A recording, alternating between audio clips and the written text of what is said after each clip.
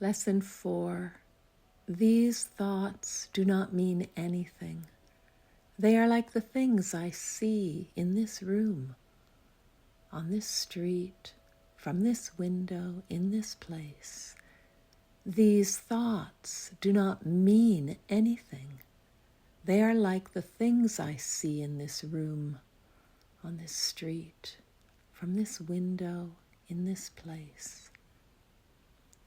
Unlike the preceding ones, these exercises do not begin with the idea for the day. In these practice periods, begin with noting the thoughts that are crossing your mind for about a minute. Then apply the idea to them. If you are already aware of unhappy thoughts, use them as subjects for the idea. Do not, however, select only the thoughts you think are bad. You will find, if you train yourself to look at your thoughts, that they represent such a mixture that, in a sense, none of them can be called good or bad. This is why they do not mean anything. In selecting the subjects for the application of today's idea, the usual specificity is required. Do not be afraid to use good thoughts as well as bad. None of them represent your real thoughts, which are being covered up by them. The good ones are but shadows of what lies beyond, and shadows make sight difficult. The bad ones are blocks to sight and make seeing impossible. You do not want either. This is a major exercise and will be repeated from time to time in somewhat different form. The aim here is to train you in the first steps towards the goal of separating the meaningless from the meaningful.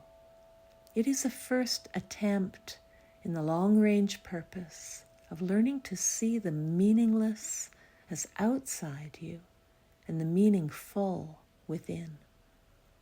It is also the beginning of training your mind to recognize what is the same and what is different.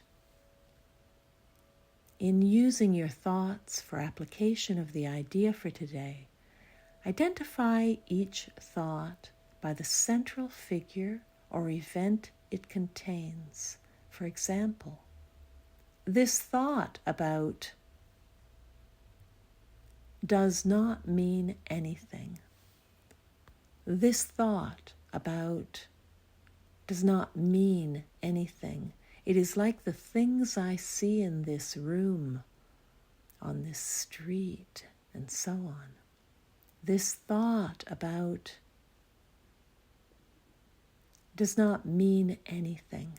It is like the things I see in this room, on this street, and so on. You can also use the idea for a particular thought that you recognize as harmful. This practice is useful, but is not a substitute for the more random procedures to be followed for the exercises. Do not, however, examine your mind for more than a minute or so. You are too inexperienced as yet to avoid a tendency to become pointlessly preoccupied. Further, since these exercises are the first of their kind, you may find the suspension of judgment in connection with thoughts particularly difficult. Do not repeat these exercises more than 3 or 4 times during the day. We will return to them later. These thoughts do not mean anything. They are like the things I see in this room, on this street, from this window, in this place. These thoughts do not mean anything.